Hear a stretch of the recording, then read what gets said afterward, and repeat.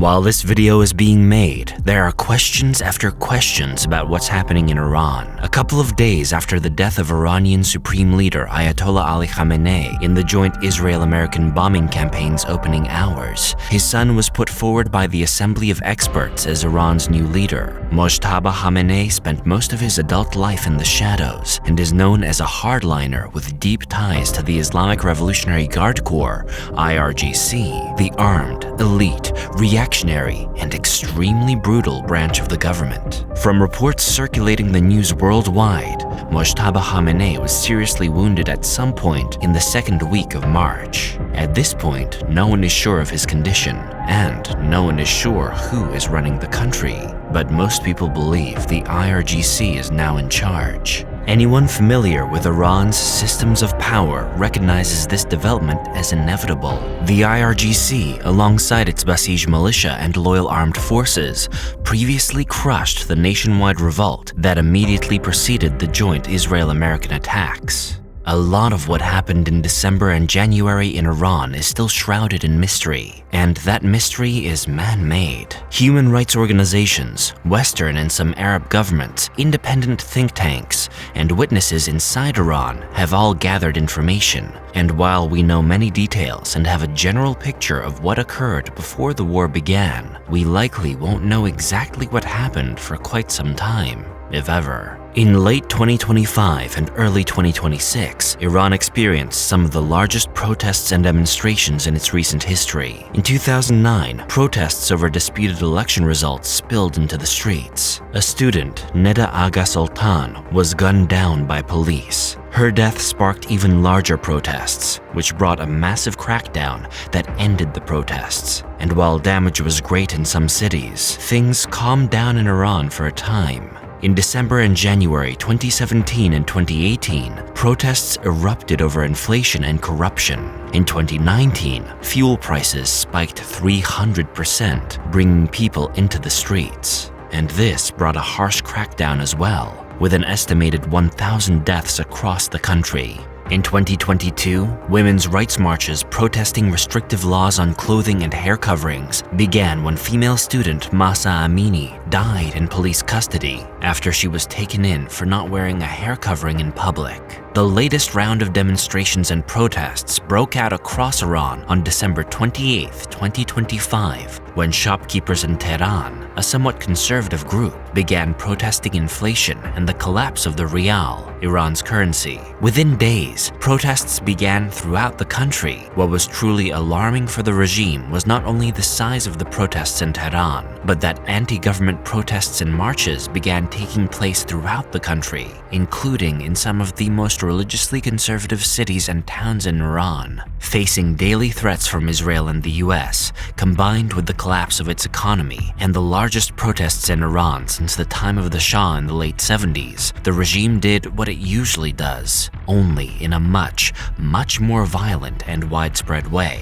We don't know many details yet, because one of the first actions the government took was to cut off internet access nationwide, though some people have been able to communicate with the outside world using available VPNs. Radio and TV were cut, except for government announcements. Security forces flooded the streets, and within a short time, live ammunition was used on gathered crowds. Thousands were arrested, with many being unaccounted for. Thousands more disappeared. Others were quite openly killed in the streets. By the time the blackout had lifted in mid-January, the protests had been crushed. The brutal destruction of the demonstrations and the internal purge that followed it was carried out by the IRGC, the same people who had been sending weapons and millions of dollars to Hamas and Hezbollah for decades. In this episode of Today in History, we look at the events that led up to the brutal crackdown in Iran that led to the deaths of an estimated 30,000 people. Governments, at least smart governments, know that over the long term, economic issues will make or break them. Most people will put up with even the worst dictatorship if they are making money and there is food in their bellies.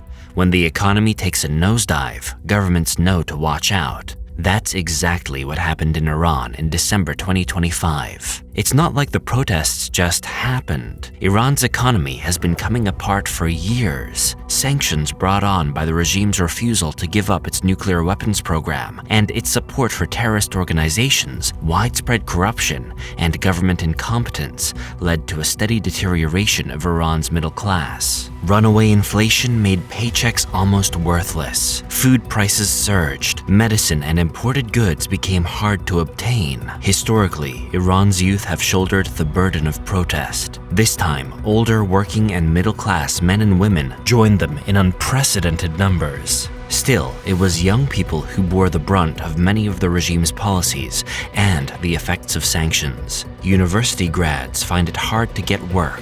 Many took day or temp jobs just to buy food. All the while, videos circulated through the country of the corruption of many government officials and insiders, including so-called holy men, luxury homes, expensive cars, no shortages of food or fuel, and children who lived in Europe who spent their time making TikToks about the fabulous lifestyle they were enjoying. Combined with inflation, unemployment, and repression, the contrast, especially for a regime that constantly extolled sacrifice for the revolution, was too much to take. Like always, the demonstrations began in the capital, Tehran. In recent times, most demonstrations against the government and its policies have begun and ended in Tehran. Tehran is the richest, most Western, liberal, and cosmopolitan city in Iran, and for years, people in other parts of the country often dismissed the Tehranis, as people from Tehran are known, as out of touch with most of the rest of the country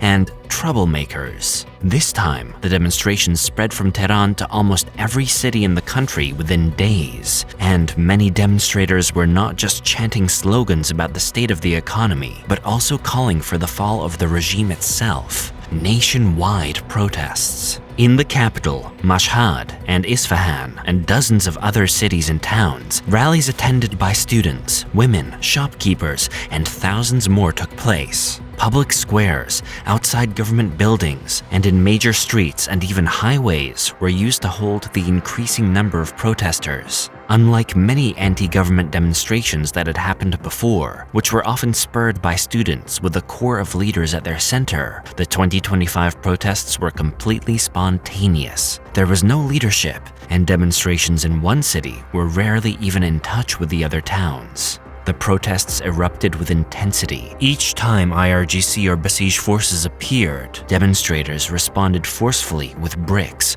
rocks, and pipes. Social media videos revealed determined crowds, burning political posters, and repeated clashes with police. Protesters attacked regime symbols, Basij headquarters, police vehicles, and government offices in several cities. Though there had been large-scale protests in revolutionary Iran before, the nationwide protests that began in December looked a lot like those that toppled the Shah in 1979. That is, huge, very angry crowds.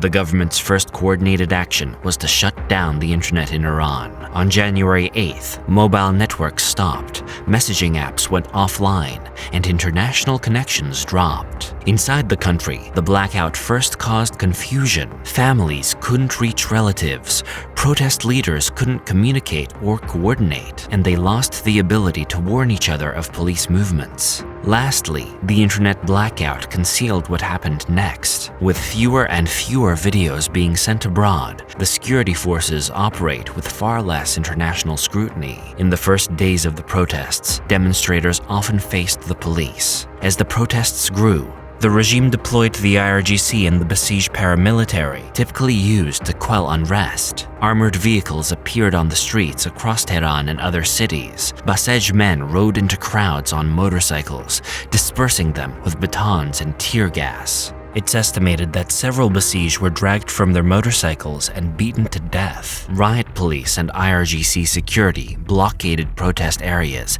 and intersections. It soon became clear that the regime would not tolerate dissent. Perhaps no security forces on Earth right now are more experienced in breaking up protests and quelling dissent than Iran's. First, they used tear gas, rubber bullets, and batons. Of course, actions are followed by reactions, and the crowds responded. But without gas masks, shields, helmets, or coordination. Despite the overwhelming strength of the government's response, it's thought that between 200 and 225 security and Basij forces were killed during the protests. But the government did have overwhelming strength, and they began to use it. By the second day, hospitals and clinics in Tehran and other cities were receiving wave after wave of gunshot victims. Blood supplies ran out, police interfered in medical equipment, and seized people looking for aid. Officials pressured doctors to alter their records to show different reasons for treatment, just not gunshots.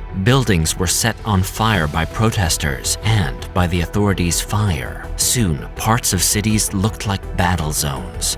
Videos verified by journalists, human rights organizations, and foreign governments show intense amounts of live fire throughout the country. While the chaos in the streets continued, mass arrests began. Sweeps of neighborhoods known for anti-regime sentiment and protests were the first to be hit. Dorms were raided. Activists were arrested. Literally thousands, many more than 10,000 were arrested. Family members couldn't and can't get any answers about their missing relatives. People have visited prisons and police stations seeking information, only to be turned away with none. Some people arrested during the protests have shown up on prison rolls, but thousands are unaccounted for. Torture and forced confessions have long been a tactic of the Iranian regime. Leaks from inside the police, very brave journalists, and reports from people who were released all speak of torture. You could almost predict what the regime would say when the protests had finally ended.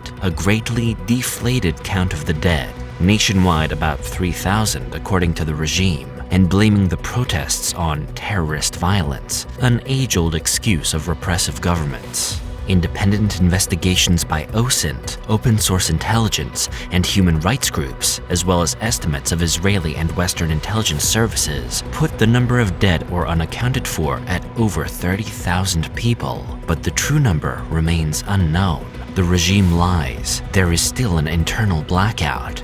Secrecy and pressure on staff in hospitals, and the quick removal of bodies from the street and hospitals by the government means that getting a complete count of the victims might never be possible. But there is one thing that virtually everyone outside the regime agrees on. The protests were the largest and most deadly in modern Iranian history. For the moment, it seems as if the regime, propped up by the militant IRGC, has succeeded in quelling the unrest, and people don't like to gather in large groups when bombs are falling. But when the smoke clears, we'll see who is still standing. Thank you for joining us. See you next time.